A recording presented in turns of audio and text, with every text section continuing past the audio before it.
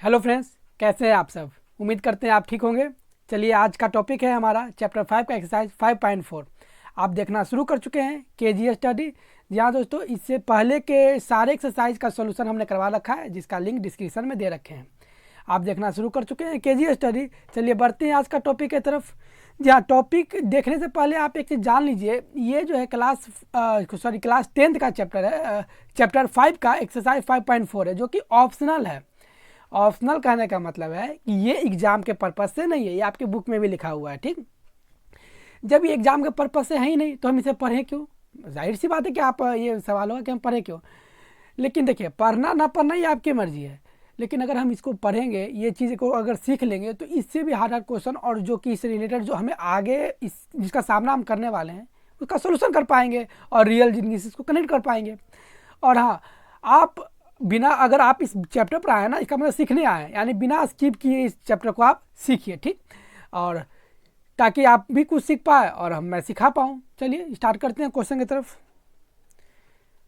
हमारा first question है इस वीडियो का, which term of the AP 121, 170, 133 is it first negative term, और कुछ इसका हिंट दे रखा है। ठीक, हिंट क्या है, n4 an स्मॉलर देन 0। ठीक, तो हमें निकालना क्या है, फर्स्ट निगेटिव टर्म। कौन सा टर्म होगा जो कि 0 के बाद पहला निगेटिव टर्म आएगा, यानी कि n जो आएगा आपका, n आपका निगेटिव आना चाहिए। n क्या आना चाहिए, निगेटिव।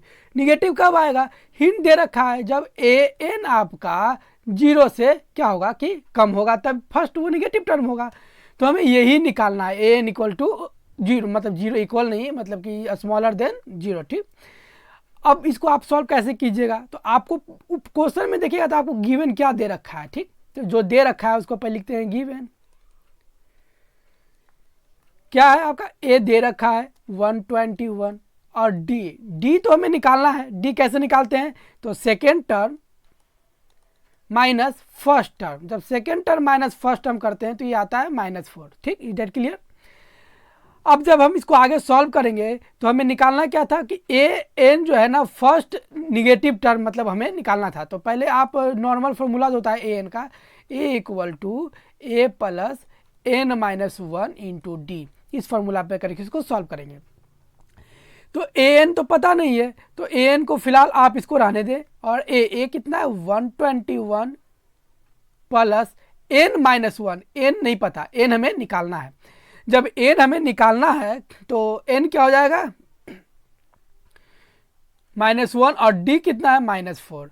अब इसको सॉल्व कीजिए तो 121 और ये हो जाएगा -4n, और ये हो जाएगा +4, यानी कि 125 -4n, यानी कि ये क्या आ गया, an का वैल्यू आया। an कितना वैल्यू आया, क्या है 125 -4n। ठीक, इधर clear.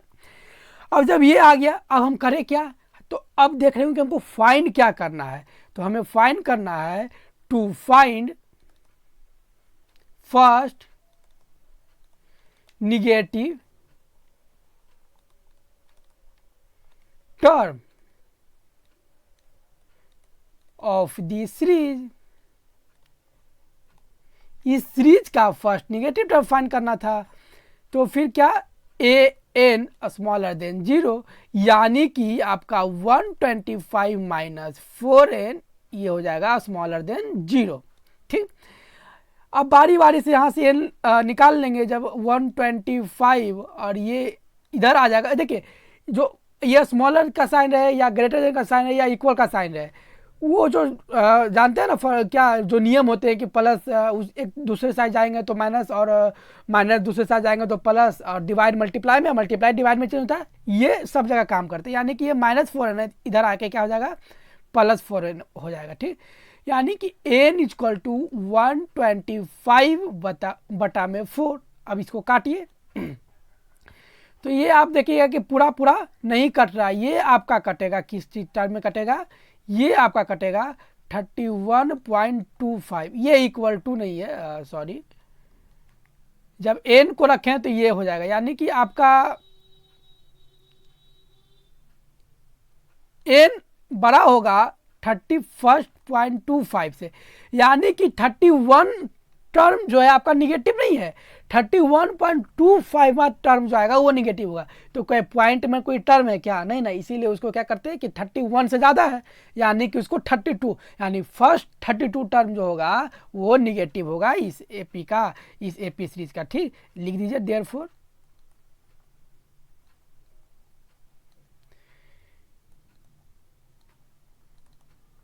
First negative term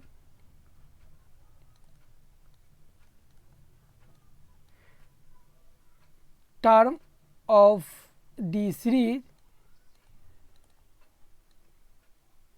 is 32nd term. ठीक, लग रहा हो कि आपको इस सब में टाइम हम ज़्यादा ले रहे हैं, तो घबराने वाली बात नहीं है। अगर आपको आता है तो आप स्किप कीजिए, क्योंकि मेरा मकसद तो सिखाना है और ये ऑप्शनल चैप्टर भी है, तो इसमें थोड़ा टाइम तो लगेगा ही। ठीक, तो चलिए बढ़ते हैं नेक्स्ट क्वेश्चन की तरफ। नेक्स्ट क्वेश्चन है, देखिए पढ़िए नेक्स्ट क्वेश्चन क्या कर रहा है। नेक्स्ट क्वेश्चन कर रहा है the sum of the third and 7 term of an AP is 6 and their product is 8, find the sum of first, ये फर्स्ट लिखा हुआ है। ठीक,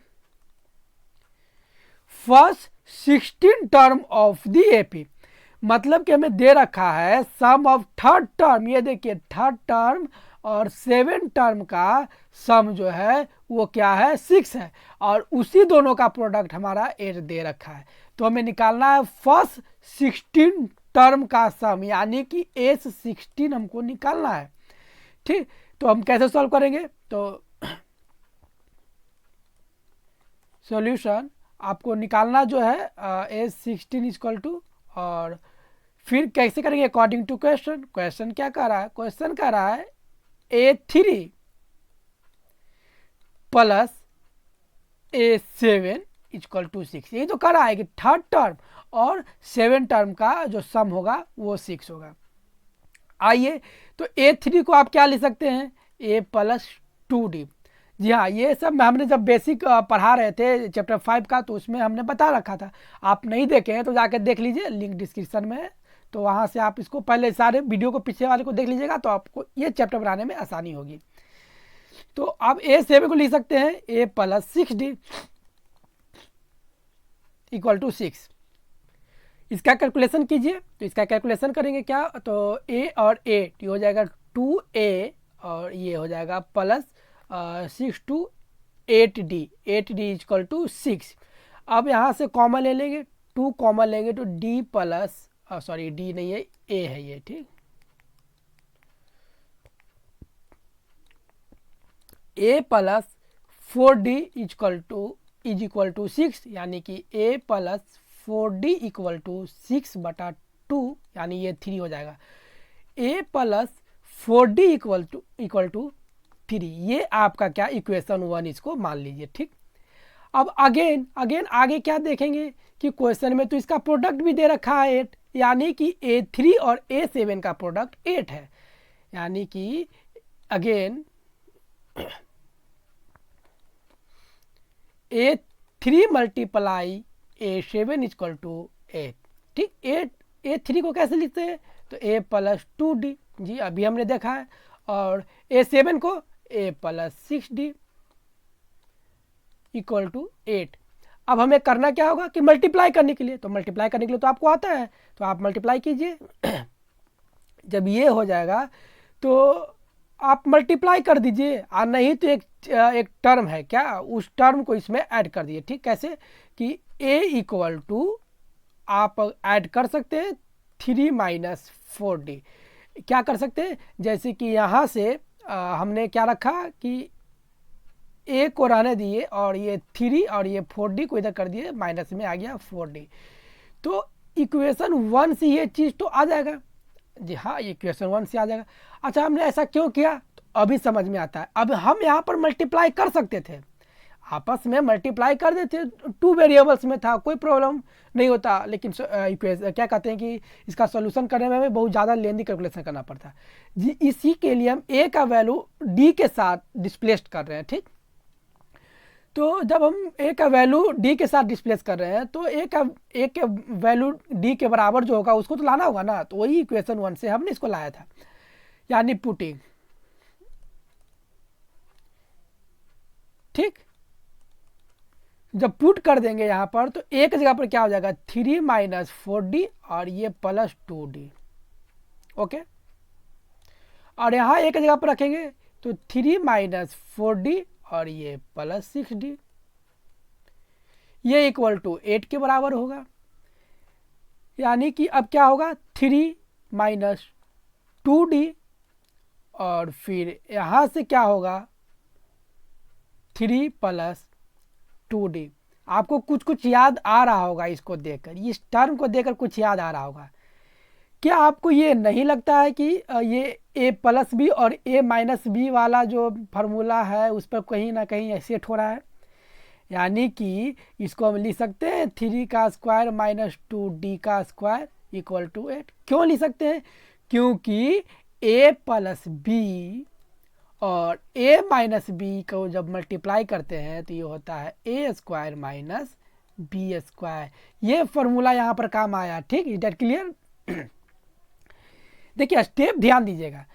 अब हमें करना क्या होगा कि ये 3 का स्क्वायर होता है 9 माइनस 2d का स्क्वायर, तो 2d यानी ये पूरे होल का स्क्वायर होगा। यानी कि ये हो जाएगा आपका 4d स्क्वायर इक्वल टू 8। यानी कि ये माइनस 4d को अगर उस साइड भेज देते हैं तो जाता है प्लस 4d, और तो 9 माइनस 8 इधर प्लस में, इस साइड आएगा तो माइनस में, और ये 4d उधर जाएगा तो ये प्लस में चला जाएगा 4d स्क्वायर। ठीक, अब ये बच गया d square equal to 1/4, d square equal to 1/4। अब जब हम इसका रूट से निकालेंगे तो d इज इक्वल टू क्या हो जाएगा 1/4, ये तो रूट में आ जाएगा ना, यानी कि d/4 प्लस माइनस 1/2 होगा, प्लस माइनस 1/2। अच्छा, ये प्लस माइनस 1/2 क्यों होगा? जब हम स्क्वायर को जब रूट लगा कर उसको हटाते हैं ना, तो जब रूट से जब वैल्यू निकलता है वो प्लस माइनस दोनों में निकलता है। यानी कि यहाँ जो d का वैल्यू आपका हुआ एक बार प्लस 1/2 एक बार माइनस 1/2। आइए देखते हैं आगे। आपका जो d का जो वैल्यू हुआ, d का वैल्यू एक बार हुआ प्लस 1/2 और एक बार d का वैल्यू होता है आपका माइनस 1/2। अब तो d का वैल्यू मेरे पास 2 आ गया, और जब d का वैल्यू 2 आ गया तो अब हमें करना क्या होगा कि अब तो दोनों से सॉल्यूशन देखेंगे ना, क्योंकि एक तो हम अब कैसे कर सकते हैं हम किसको लें किसको छोड़ें। तो अब हमें करना क्या होगा कि if putting value of d in equation 1 में इस d का वैल्यू क्या कर रहे हैं पुट कर रहे हैं। इफ d इक्वल टू 1/2 यानी कि प्लस 1/2 है, तब a इक्वल टू इक्वेशन 1 आपका कितना था 3 माइनस 4d, यही आया था। यानी 3 माइनस 4 इंटू 1/2, ये 2 से 2 ये कट गया तो ये बचा क्या 3 माइनस 2 इक्वल टू 1। ठीक, फिर अगर if d equal to minus 1/2, d equal to साफ से इसको लिख देते हैं माइनस 1/2, तो हमें करना क्या होगा कि फिर a equal to 3 minus 4d, यानी कि 3 माइनस 4 और माइनस में 1/2, ये 2 से ये 2 कट गया, यानी कि 3 और ये माइनस माइनस हो जाएगा प्लस 2, ये हो जाएगा आपका 5। कितना हो गया 5 हो गया। अब हमें क्या निकालना है सम निकालना है, sum of first 16th term, first 16 term का सम निकालना था। तो सम निकालते हैं। सम क्या होता है आपको जब पता है कि a इक्वल टू 1 और d इक्वल टू 1/2 लिए, यानी एक बार ये कंडीशन लिए और एक बार ये कंडीशन लेंगे, यानी कि इफ ये मेरा फर्स्ट कंडीशन हुआ। ठीक, तो अब हमें सम निकालना है, तो S16 निकालना है। तो फार्मूला सम का आपको पता है क्योंकि हमने पहले के वीडियो में बता रखा है। तो क्या होगा 16/2 2 इंटू 1 प्लस 16 माइनस 1 और ये हो जाता है 1/2। फार्मूला तो आपको पता ही है ना, SN का फार्मूला जो होता है देख लीजिए फिर से, n/2 2a plus n-1 into D, ये होता है एस एन का फॉर्मूला। वही फॉर्मूला यहाँ पर हमने यूज किया। अब आइए इसको ऊपर में ही सॉल्यूशन देखते हैं, यहाँ पर जगह नहीं है। तो जब हम S16 निकालेंगे तो ये तो यहीं पर कट जाता है, ये 8 बार में कट जाएगा। तो बचा क्या, 8, ये हो गया 2 प्लस ये 15/2 बचता है, ठीक, 15/2।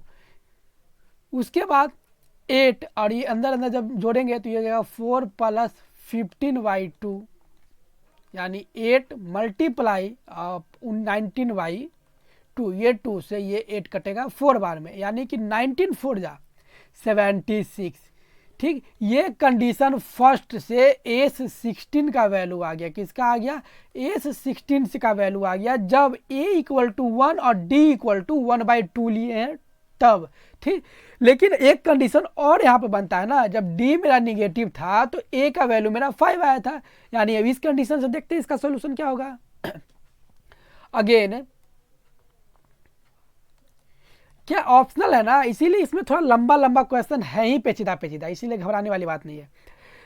तो अब हमें करना क्या है कि इफ S16 निकालना है, इफ A = -1/2 और D = सॉरी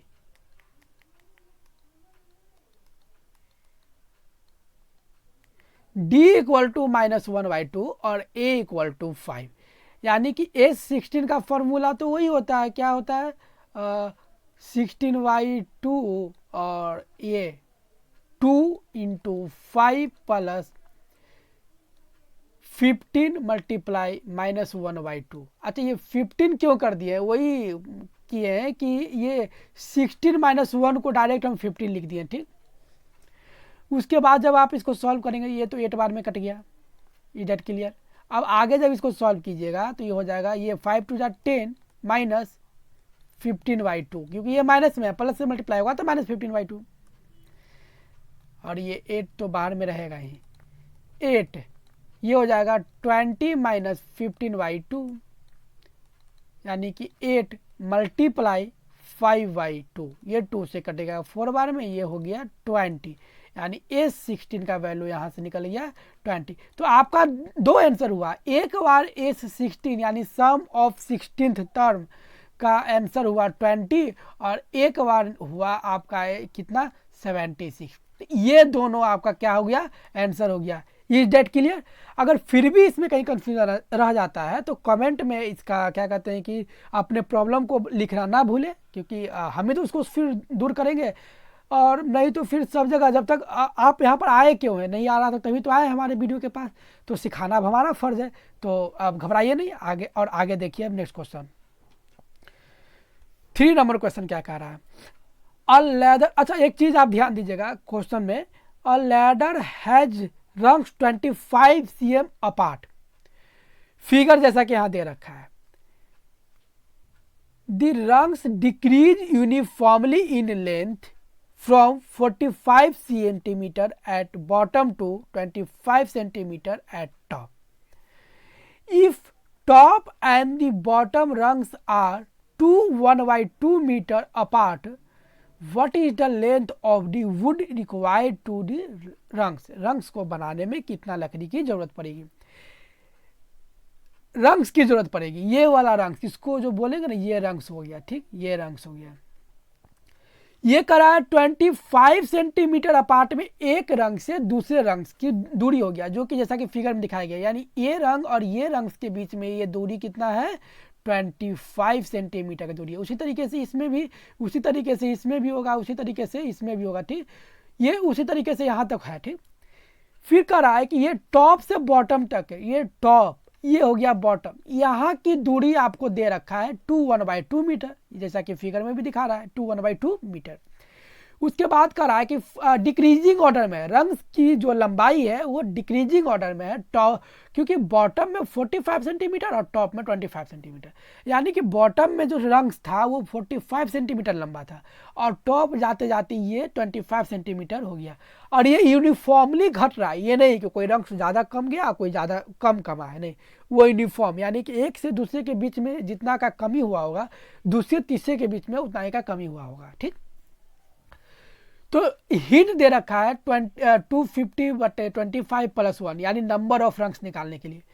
एक चीज़ ध्यान दीजिएगा कि अगर आपका ये पुराना वाला बुक एडिशन होगा ना, बुक्स का जो एडिशन होगा, तो इस पे आपको नंबर ऑफ रंग्स के लिए आपको क्या दे रखा होगा कि 25/25, ये +1 नहीं होगा। ठीक, तो ध्यान दीजिएगा कि जब ऐसा किताब में दे रखा है ना, तो किताब में ये वो मिसप्रिंट हो चुका है, तो क्योंकि वो गलत है। नंबर ऑफ रंग्स 250/25 ही होगा। ठीक, क्यों होगा वो भी अभी हम बताएंगे आपको। तो सबसे पहले हमें करना क्या है, solution given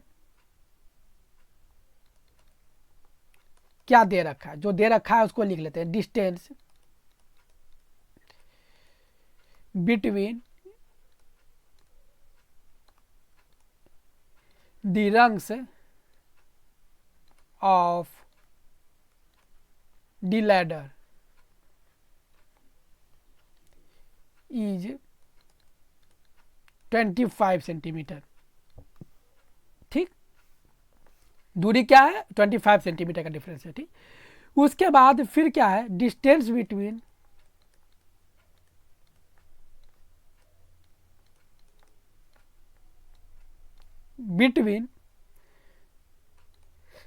the top rung and bottom rung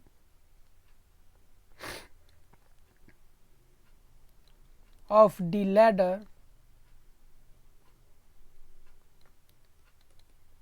is, देखिए दे रखा है कितना, 2 1/2, यानी कि 2 1/2 ये होता है कितना, 2 2 जा 4 1 5/2, कितना 5/2 मीटर। अगर हम इसको सेंटीमीटर बदलेंगे तो 5/2 × 100 सेंटीमीटर। ठीक, तो जब इसको आप काटिएगा तो ये कटता है कितना बार में, 15 बार में, यानी कि 5 5 जा 25, यानी कि 250 सेंटीमीटर। यहाँ से यहाँ तक का डिस्टेंस कितना हो गया, 250 सेंटीमीटर। Is that clear? देखिए स्टेप बाय स्टेप जब आप बढ़िएगा तो आपको प्रॉब्लम नहीं होने वाला है, ये मेरा गारंटी है। 250 सेंटीमीटर फर्स्ट से बॉटम तक का डिस्टेंस आ गया। अब हमें करना क्या है,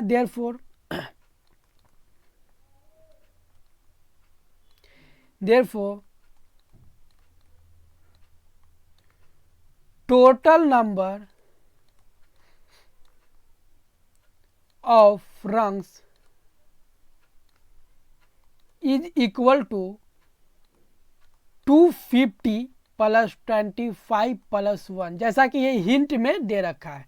टोटल नंबर ऑफ रंग्स, कितना रंग इसमें लगा हुआ है, कितना सीढ़ियों में वो पैदानों की संख्या है, उसको टोटल नंबर वो निकालना है। तो ये जब काटिएगा तो ये कटेगा 10 बार में, यानी कि आपका आ जाएगा 11।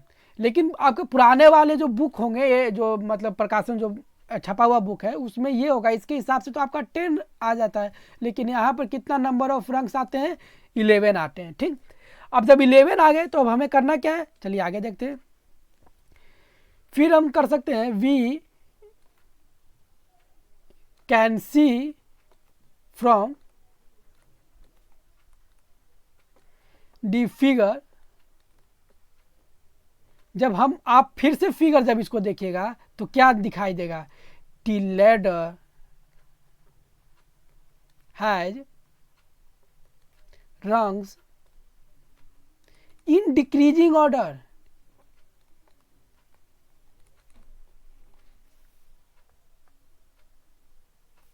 ठीक, डिक्रीजिंग ऑर्डर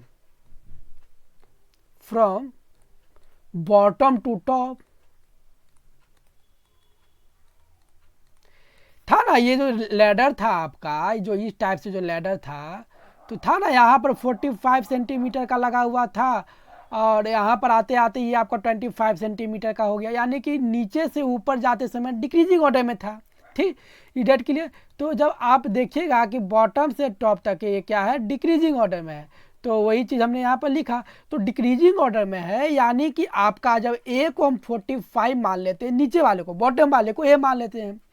जब बॉटम वाले को ए मान लिए तो और लेंथ कितना है आपका, लास्ट 25, बॉटम वाला ए है तो लास्ट 25 है, लास्ट जो टॉप वाला कितना था 25 लास्ट। ठीक, और नंबर ऑफ रंग्स कितना है, तो 11 है। इतना चीज तो पता चल गया। अब पता चल गया तो क्या निकालना क्या है हमको, length of D would required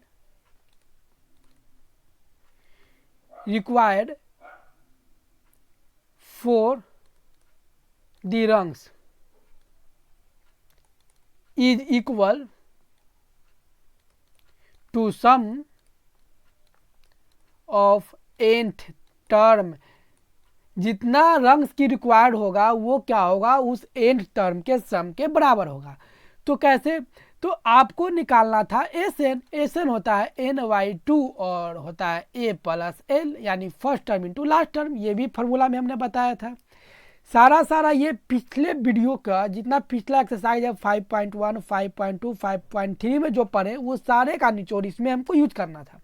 ठीक, तो इसका डिस्क्रिप्शन लिंक में दिया हुआ है। ठीक, डिस्क्रिप्शन में लिंक दिया हुआ है, सॉरी। तो S11 निकालना है। अब हमें निकालना है क्या, S11, यानी कि n का जगह हो जाएगा 11/2। a पता है हमें क्या है 45 और l भी पता है 25, यानी कि 11/2 ये मल्टीप्लाई हो जाएगा 17। इसको जब काटेंगे तो ये 35 बार में कट जाएगा और ये आ जाता है हमारा 385 सेंटीमीटर। 385 सेंटीमीटर आ गया टोटल S11, यानी hence the length of the wood required for the rungs is 385 centimetre. Is that clear.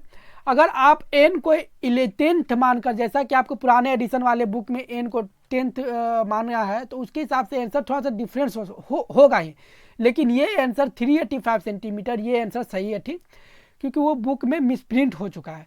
तो आप इसी को आप सॉल्यूशन को अगर कहीं बनाना होगा तो इसी को बनाइएगा, और बुक वाले को जो हिंट है, जो अगर पुराना एडिशन है तो नया एडिशन में फिर सही कर दिया गया है बुक में। ठीक, घबराने वाली बात नहीं है, नया एडिशन वाले को कोई दिक्कत नहीं है।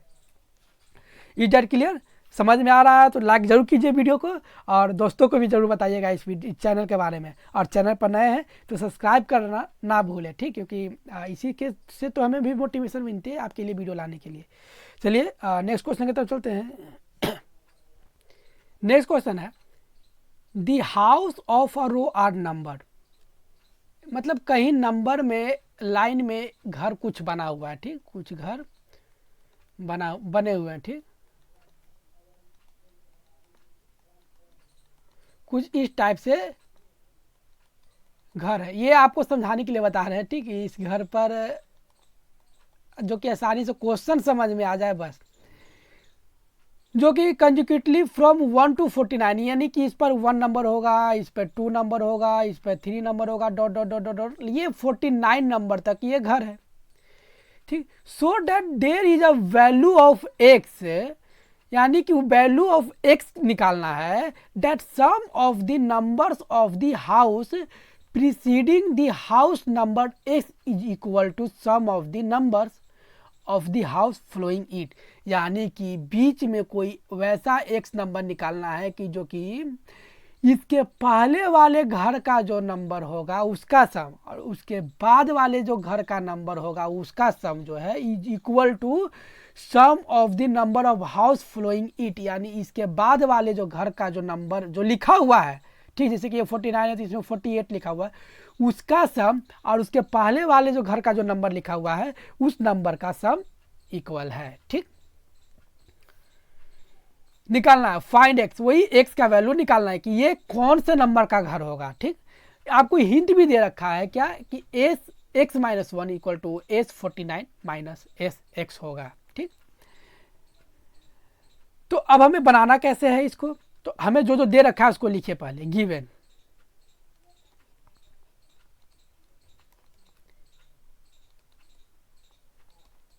गिवन क्या है, रो हाउसेस, ठीक, आर नंबर फ्रॉम, जो रो में हाउस है उसका नंबर क्या है, 1 है, 2 है, 3 है, 4 है, डॉट डॉट डॉट डॉट, ये 49 तक है। ठीक, इधर क्लियर। हाँ, जैसा कि भी देखे आपने 1 2 3 4 डॉट डॉट, ये 49 तक तो है ही ना। उसके बाद फिर हमें करना क्या है, we can see the houses numbered in a row are in the AP। ये AP में है, जो नंबर रो में है क्या AP में, यानी कि A इक्वल टू 1 हो गया और D इक्वल टू भी आपका 1, इसी के यहाँ 1 है, तो एक बढ़ गया, जो 2 हो गया, एक बढ़ गया 3 हो गया, 1 बढ़ गया, फिर 4 हो गया, यानी कि D इक्वल टू 1 है। ठीक, अब अकॉर्डिंग टू क्वेश्चन क्या कह रहा है कि एस एक्स माइनस वन ये बराबर है S49 माइनस एस एक्स का, जैसा कि ये हिंट दे रखा है। अब इस हिंट से मदद से आप इसको सॉल्व कर सकते हैं और आसानी से इसको निकाल सकते हैं। तो आइए इसको नेक्स्ट स्लाइड में निकाल के देखते हैं। अकॉर्डिंग टू क्वेश्चन क्या निकालना था हमें, एस एक्स माइनस वन, ये हिंट में दे रखा है। ठीक, S49 माइनस एस एक्स। अब एक्स माइनस वन को कैसे लिखेंगे, तो आप एसएन का फॉर्मूला जानते होंगे, तो एसएन का फॉर्मूला होता है ए नहीं होता है, n/2 2a plus n minus one into D. ये n का वैल्यू जो होता है वो नंबर ऑफ टर्म होता है। ठीक, तो अब सॉल्व कीजिए, एस एक्स माइनस वन को क्या लिखिएगा, तो x माइनस 1/2 2a का वैल्यू 1 था। ठीक, प्लस n माइनस वन, यानी x माइनस वन में माइनस वन, क्योंकि n का वैल्यू तो x माइनस वन है ना, उसमें माइनस वन इंटू डी का भी वैल्यू आपका कितना था 1, ये इक्वल टू होगा S49 को क्या लिखेंगे 49/2 इंटू 2a का वैल्यू 1 प्लस 49 माइनस 1 और d का वैल्यू 1। ठीक, ये घटेगा एस एक्स यानी कि x/2 2 into 1 plus x minus 1 into 1। ये चीज़ आपको अगर करने के लिए आ गया तो आप आसानी से इसको सॉल्व कर पाइएगा और स्टेप बाय स्टेप कीजिएगा तो जल्दी बनेगा। देखिए, ये n का वैल्यू है ना x माइनस वन, तो x माइनस वन एन की जगह जो कि होता है n, यहाँ पर फॉर्मूला में देखिए n, इसमें n की जगह पर x माइनस वन रख दिए, का जहाँ 49 था वहाँ 49 रख दिए, जहाँ x था वहाँ x रख दिए। ठीक, उसके बाद a और d का वैल्यू आपको पता है। अब जब इसको सॉल्व करेंगे तो देखिए, आइए x माइनस 1/2 ये हो जाता है 2 प्लस x माइनस 2। ठीक, ये हो जाता है माइनस, और ये माइनस 1 2 माइनस 2, ये हो जाएगा 49/2 और ये हो जाता है 2 और प्लस ये 48 हो जाता है, 49 minus 1 48 minus x/2 2 plus x minus 1। इधर क्लियर। अब हमें करना क्या है, देखिए x माइनस 1/2। ठीक, जब इसको करेंगे तो ये तो कट जाएगा मेरा, -2 ये है और ये +2 है, तो ख़त्म हो गया, यानी कि बचा क्या मेरे पास, तो सिर्फ और सिर्फ x बचा। फिर इक्वल टू करेंगे तो यहाँ हो जाएगा 49/2, ये हो जाता है मेरा 50, क्योंकि 48 + 2 50 माइनस x/2 और ये 2 से 1 घट गया तो क्या बचा, 1 बचा, यानी कि ये कितना हो जाता है, तो x + 1। अब आप इसको काट दीजिए यहाँ से, यानी ये 2 से ये 50 कट गया, कितना बार में, 25 बार में कट गया। अब हम जब इसको करेंगे तो ये हो जाएगा मेरा x² - x/2, ठीक है, कोई दिक्कत नहीं है। 49 × 25, इसको जब करेंगे तो ये हो जाएगा फिर मेरा कितना, माइनस में हो जाएगा, माइनस में रहने दीजिए x/2 और x + 1, ठीक। क्यों माइनस में रहने दिए अभी हम बताएंगे। फिर ये माइनस जो है x वाले टर्म को एक साइड भेज दीजिए, यानी कि x/2 - x/2 ये प्लस में आएगा, इधर आएगा तो किस में आएगा, प्लस में, क्योंकि ये पूरे टर्म को एक साथ भेज रहे हैं तो ये माइनस है तो इधर आएगा तो हो जाएगा प्लस में। जब ये प्लस में आएगा तो ये हो जाएगा x² + x/2, क्योंकि ये मल्टीप्लाई करके यहाँ लिख दिए हैं। और जब इसको मल्टीप्लाई, अभी मल्टीप्लाई नहीं कर रहे हैं, देखिए क्यों नहीं कर रहे हैं वो आपको बताते हैं, कैलकुलेशन को आसान करने के लिए नहीं कर रहे हैं, ठीक। दोनों का एलसीएम 2 है तो एलसीएम तो 2 हो गया, ठीक, कोई दिक्कत नहीं है। अब जब दोनों का बेस सेम है तो ऊपर वाला भी सेम ही उतार देते हैं, x² - x + x² plus x, ये प्लस x ये माइनस x कट गया। अब हुआ क्या, 2x² / 2 बचा, ठीक। ये 49 × 25, 49 × 25, ये 2 से ये 2 कट गया, यानी कि अब हमारे पास क्या आ रहा है, तो x² का वैल्यू आ रहा है 49 × 25, यानी कि जब x रहेगा तो ये रूट के अंदर में जाएगा 49 और ये मल्टीप्लाई 25, इसलिए क्योंकि हमें रूट निकालने में आसानी हो। 49 का रूट जब निकालेंगे तो 7 होगा, 7 का स्क्वायर 49, और 25 का निकालेंगे तो 5 होगा, और ये दोनों जब निकलेगा तो ये प्लस और माइनस में निकलेगा, यानी कि +-35 होगा, क्योंकि रूट से निकल रहा है। लेकिन अब प्लस ले या माइनस, तो आपको जब पता होगा कि हाउएवर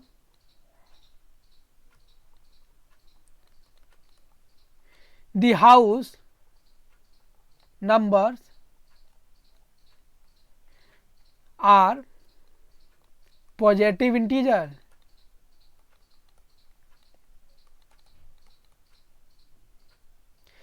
इसलिए x = 35 प्लस में होगा, क्योंकि किसी भी घर का नंबर तो निगेटिव में नहीं हो सकता ना, -1 हाउस, -2 हाउस, -3 हाउस नहीं हो सकता, इसीलिए वो जो हाउस होंगे वो क्या होंगे, पॉजिटिव इंटीजर होंगे, इसीलिए कि प्लस में 35 लेना होगा, ना कि माइनस में 35। ये डेट क्लियर, यानी कि आपका आंसर जो हुआ +35 हुआ, ठीक।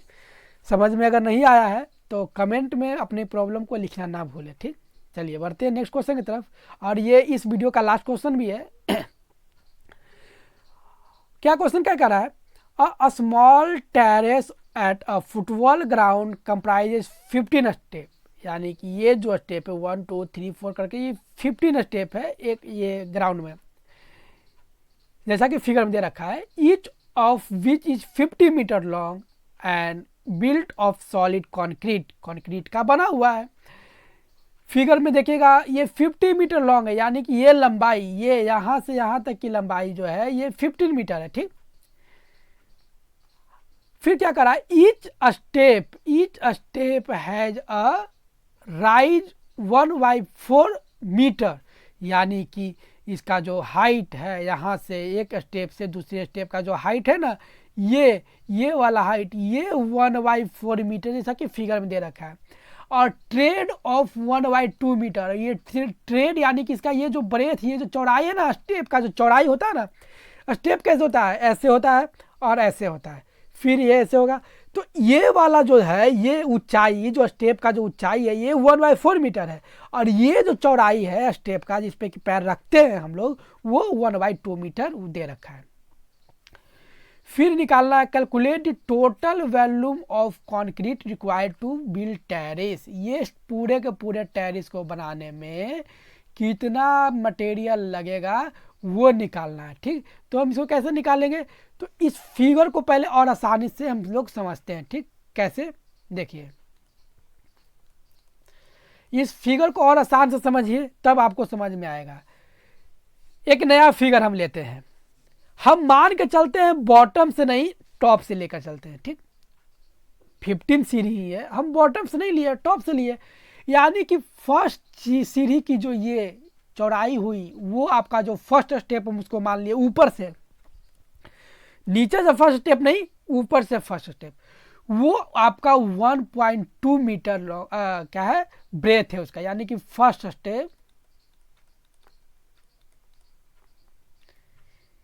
Is 1.2 metre wide, 1.2 metre wide, ये फर्स्ट स्टेप, ठीक। देखिए यहाँ से यहाँ तक है। सेकेंड स्टेप में फिर 1/2 ऐड हो जाएगा, क्योंकि 1/2 तो फर्स्ट का, फिर सेकेंड में 1/2। यहाँ जैसे कि फिगर में आप देख पा रहे होंगे, फिगर को ध्यान से देखिएगा, इतना चौड़ा हो, ये चौड़ाई बढ़ गया।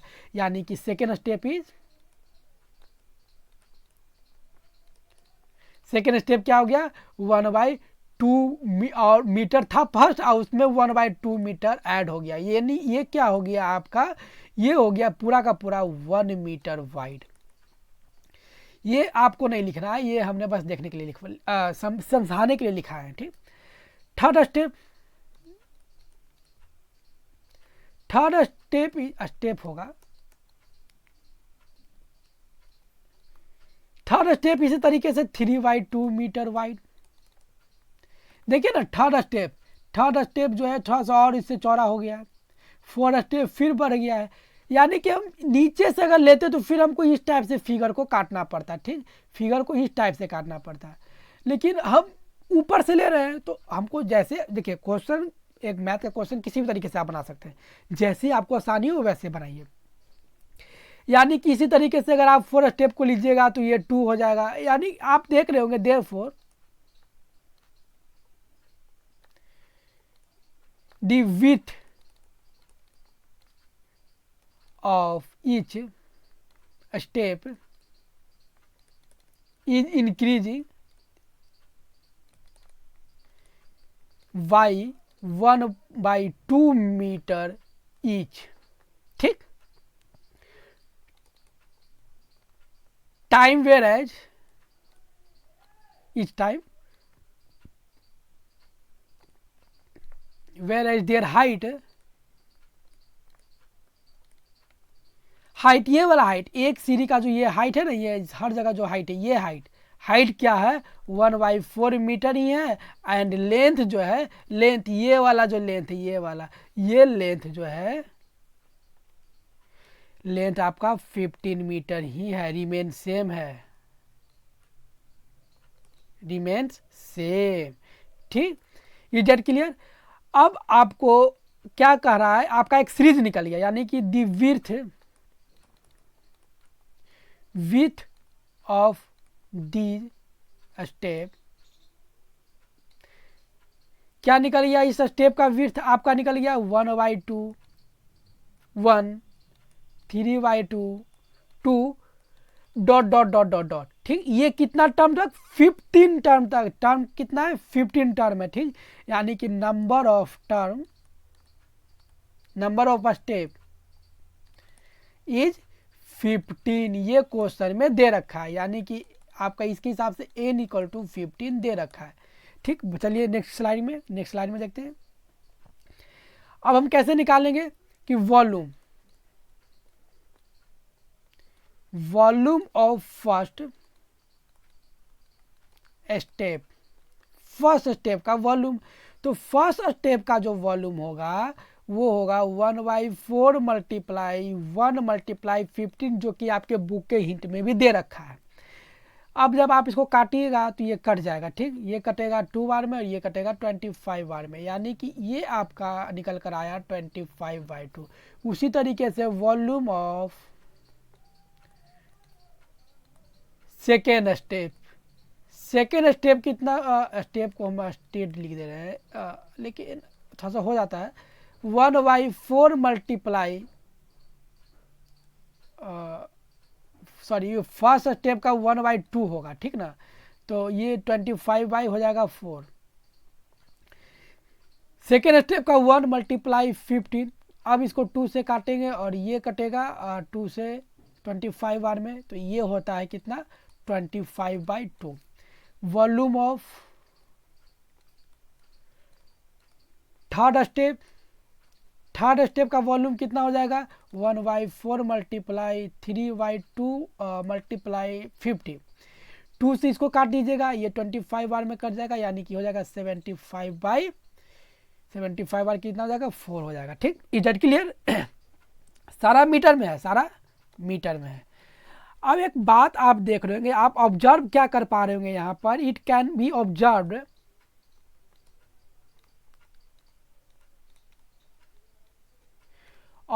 that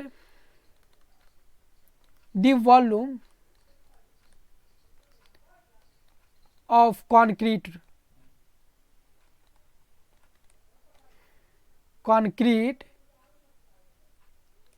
in this step, ठीक, आर इन एपी।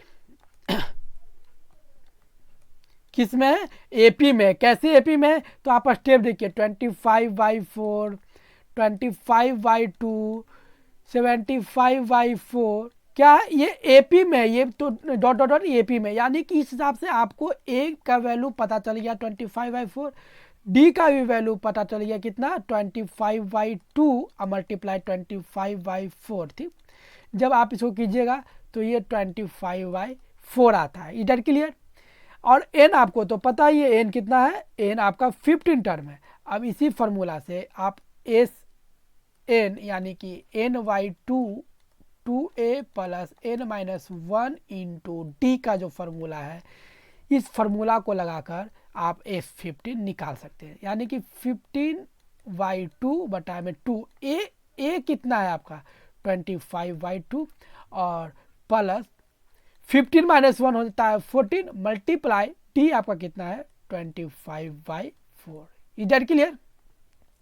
2 से 2 कट गया, ये 2 बार में और ये 7 बार में कट गया, यानी कि एस 15 बराबर कितना हो गया, तो 15 सही से नहीं हो पा रहा है, 15/2 ये हो जाता है 25/2। ठीक, ये भी 4 था, ए आपका वैल्यू कितना था 4 था, तो ये 2 बार में कटेगा, यानी 25/2 प्लस 7 और 25 को जब मल्टीप्लाई करेंगे तो ये हो जाता है 175/2।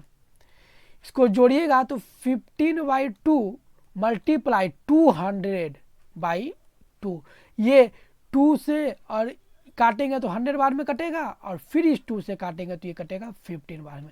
जब दोनों को मल्टीप्लाई कीजिएगा 15 5 जा 75, तो 75 और एक 0 डाल दीजिए, इतना मीटर क्यूब कंक्रीटों की आवश्यकता होगी ये पूरे के पूरे चबूतरा को बनाने में। ठीक, इज दैट क्लियर? ये चैप्टर यहीं पर कंप्लीट होता है। अगर आपने यहाँ से कुछ सीखा है तो वीडियो को जरूर लाइक कीजिएगा और दोस्तों में शेयर कीजिएगा।